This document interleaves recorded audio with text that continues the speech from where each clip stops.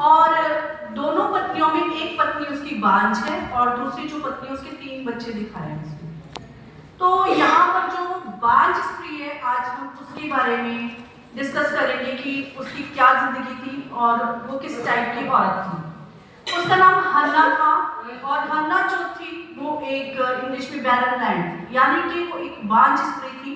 और हम देखते हैं कि यहाँ पर मैं ये नहीं बताना चाहूंगी कि उसकी क्या क्वालिटीज थी, मैं ये बताना चाहूंगी कि जो हन्ना थी उसके खुद के जीवन के अंदर क्या संघर्ष थे और उसकी खुद के जीवन के अंदर क्या ऐसी लड़ाई थी जिस लड़ाई को वो लड़ रही थी अपनी खुद की जिंदगी के अंदर। देखते हैं कि हन्ना की जो सौत थी, वो उसके जो बच्चे थे तो वो उससे चिढ़ती थी। क्यों चिढ़ती थी? क्योंकि जो उसका पति था वो अपनी दूसरी पत्नी से ज्यादा हन्ना के साथ ज्यादा प्रेम करता था, जबकि वो बांझ थी फिर भी वो उसको बहुत प्रेम करता था। और हम उसमें जब हम पढ़ते तो वहां पर लिखा हुआ कि जो ऑनर वो जब मेरी बलि जब वो चढ़ाता था, ऑफरिंग खुदा को देता था जब वो, तो क्या करता था वो जितना एक गिफ्ट के रूप में वो अपनी पत्नी और उसके बच्चों को जो जितना भाग देता था उतना ही भाग वो हन्ना को भी देता था, यानी कि हन्ना को बिल्कुल ना लगे कि वो कुछ उसके अंदर कमी घटी है।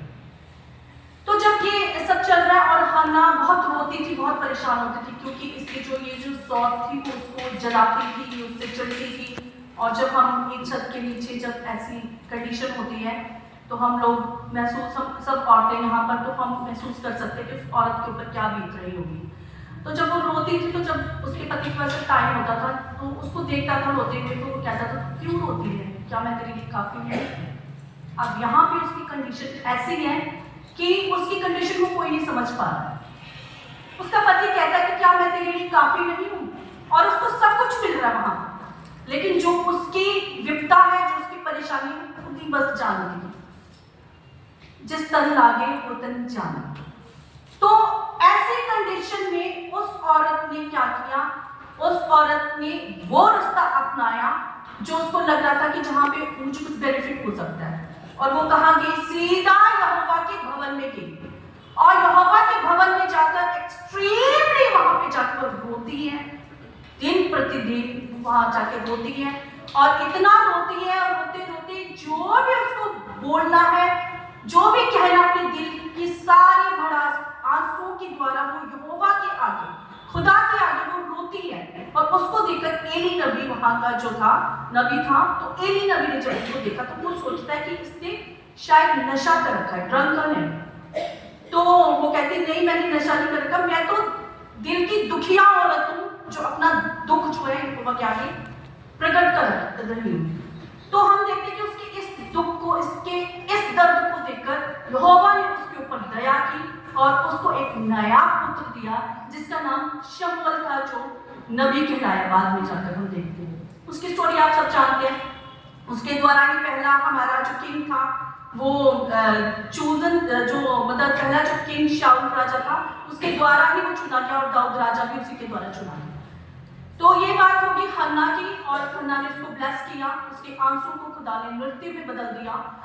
यहाँ पर हम एक चीज देखते हैं कि ऐसी जो सिचुएशन है और ऐसा जो दुख है, मैं ये नहीं कह रही बांझ का दुख, लेकिन कोई और दुख भी हो सकता है।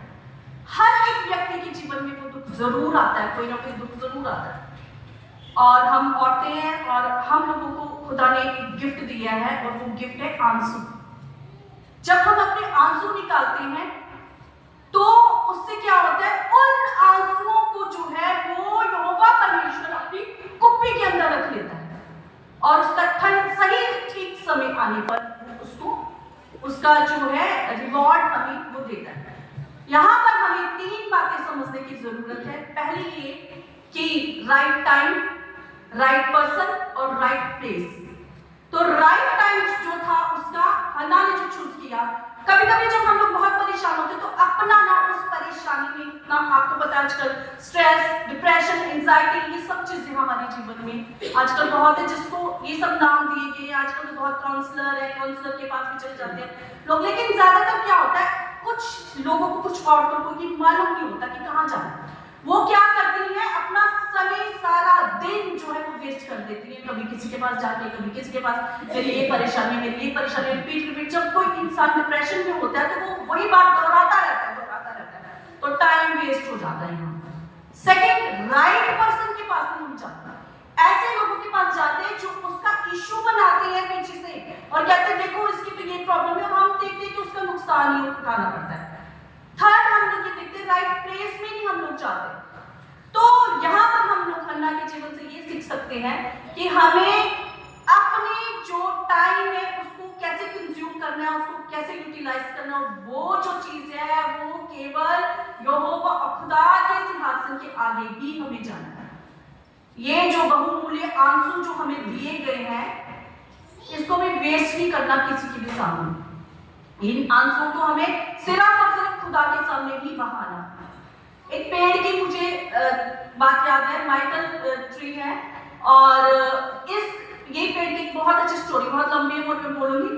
तो वो रोता रहता था, लेकिन एक समय ऐसा आया कि उसको खुदा ने इतना ब्लेस करा कि उसमें से जो निकलता था, आंसू निकलते थे, उसको इत्र में बदल दिया और वो आज दुनिया का बहुमूल्य इत्र के नाम से जाना जाता है। इसी प्रकार से हमारे आंसू की है, हमें अपने आंसू केवल और केवल खुदा के आगे ही बहाने हैं, क्योंकि वो हमारी कुप्पी में रख देता है उन आंसू को, और एक सही समय पर आने पर उसका हमें गिफ्ट देता है, उसका रिवॉर्ड देता है। हमारे आंसू बिल्कुल भी व्यर्थ नहीं है। मुझे एक बात बहुत अच्छी लगती है, जो आंसुओं से सींचते हैं और वो खुशियों से अपनी फसलें काटेंगे। अश्कों से सींचा जिसने वो काटेगा फसलें हंसी की, वो काटेगा फसलें खुशी की। Thank you.